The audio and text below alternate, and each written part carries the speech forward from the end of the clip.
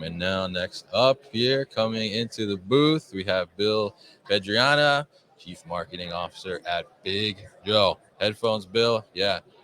We're live on LinkedIn, so say hello, say good morning to everybody. Good morning, everybody. Good morning. All right. So, Bill, good to see you, man. Good to see you too, Kevin. You too. So tell us a little bit about how's the show going for you, day 3 here. Yeah. Well, I mean, yesterday was really great. I think it's been a long time since we've seen those kind of crowds at one of these events, a couple cycles, right? And so that felt really good. And there's a lot of positive energy with a lot of new stuff on the floor, a lot of innovations, especially in this hall that we sit at today, which is, I think, the North Hall, I believe. We are in the North Hall. North Hall, yeah. So I think it's been good, and the response we've gotten from people that have stopped by has been. It's been a little bit of. I mean, we expected a lot, right? Because I thought we already kind of thought ourselves that we had something really cool and unique. Yeah. But if I had to characterize the show, I think the one standout thing is that the concepts that we have on the floor, the ideas, they seem to like click with people relatively quickly. Like they have those kind of light bulb, like it only takes like a couple like moments to explain some of the core concepts behind the ideas, and then all of a sudden people start nodding their head and like, wow, that's really cool. Yeah, like, I mean, we're getting a lot of that, which is what you want, right? Oh yeah, to stand out a little bit. Yeah, I mean, I think definitely, and I think the fact that you point that out, I mean, the simplicity, right, and the being able to, like you said, like quickly understand, like, oh, like okay, this is what's going on here, like, is a really important thing, right? Because I think we look at our space, and if we're warehouse managers or something coming to see like what's the next solution, and then start to get into all this tech talk and all this stuff, make it lost a little bit in translation. So it's great that you have something that's easy to understand in that way, but also complex in the fact that it's it's going to do what it needs to do. But like an operator can easily digest and make it happen. Yeah, and they can relate to it. I mean, I think it's interesting seeing a lot of the technology companies that are out on the show floor. Yeah, I haven't been able to walk a lot of it yet because I've just been a little bit overwhelmed. I heard you've been busy over there. A little busy. But the thing that's kind of interesting, just from kind of outside the forest a little bit as I go around, is I'm looking at a lot of these other technology companies, and some of them are our partners. Like we partnered with Vecna last year and Modex. Decided that their CPJ, the Bud project that we had, it made more sense to go through their channel because of their pivotal software and kind of what they wanted to do with it. Yeah. But then this year we launched the pallet mover with Thorough AI, and which is a similar concept, but totally self-contained, user-directed, and really, that was really more of a fit for Big Joe. And I think the point of differentiation that I'm getting from other technology companies is there's still a lot of that fear, uncertainty, and doubt, really by attendees. I think over the past, let's say it's 10 years, there's a lot of companies that have tried to implement things like automation and some new tech to get proficiencies. And it looked good on paper, but then once they implemented it, the ROI was kind of elusive, and there was a lot more involved with it than they really expected. And when I look at some of the other trade show booths from others, it's kind of like they've got these metal cages around things and these metal walls, and it's like almost like it's kind of conveying like, ooh, technology, like danger, Will Robinson, kind of thing, right?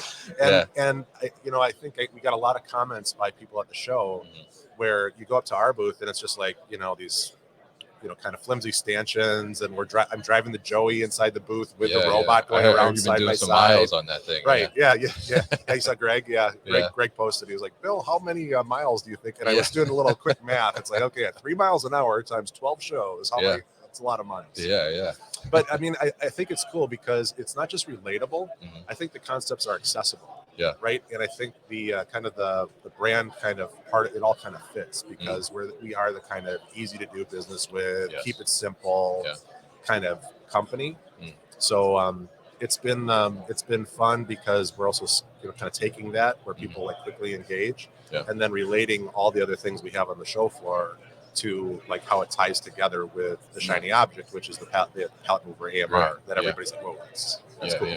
Yeah. So tell us a little bit about that pallet mover AMR, because I know you kind of told me like in the beginning of the show, I think we ran into each other and you were telling it's kind of like plug and play almost, right? So, it is. So tell us a little bit about that. Yeah.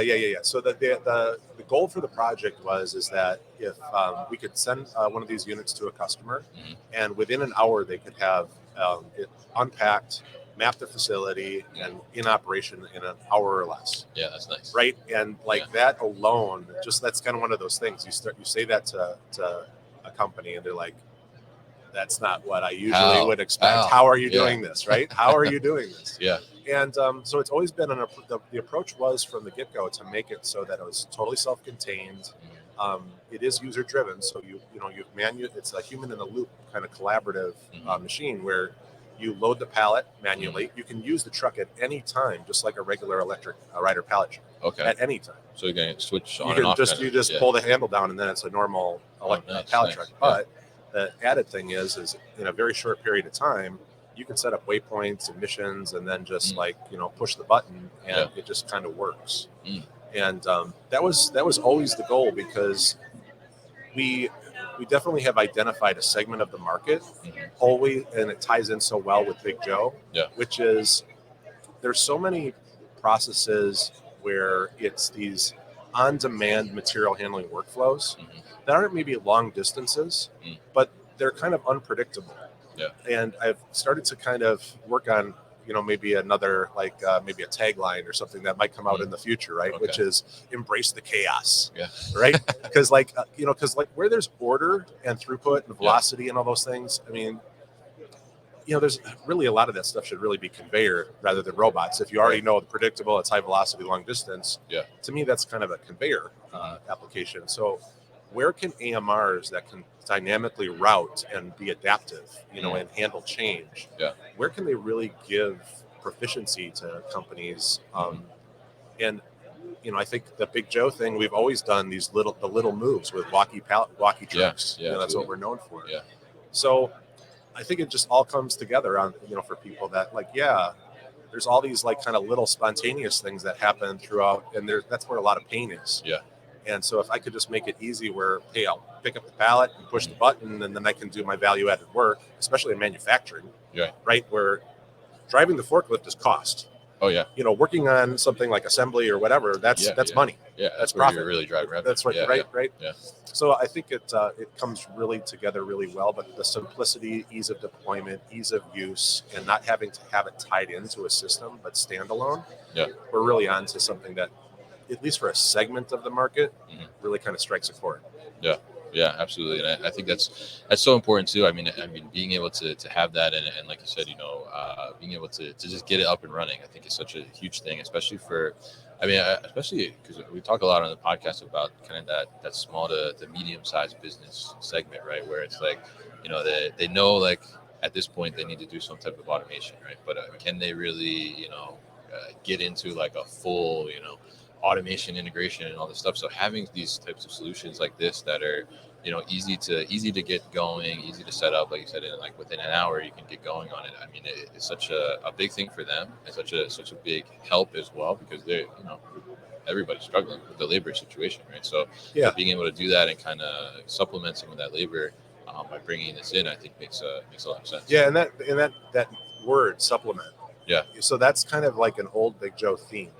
Like walkie equipment. What does it do, right? It really supplements other equipment. It's not the thing that goes 35 feet in the air into like a narrow aisle kind of application. You don't pound a walkie in and out of a trailer for load on unload. There's other vehicles for those things. It's all those kind of little moves is where walkies come in. And I've always thought about it like, you supplement your fleet with this. And the robot, the pallet mover is really very much like that, where it's, you could say supplement, but I'm starting to talk about it more in the, kind of like human empowerment, because people say like automation, and they think about like the idea like, okay, well, this is going to help me because I can't find workers.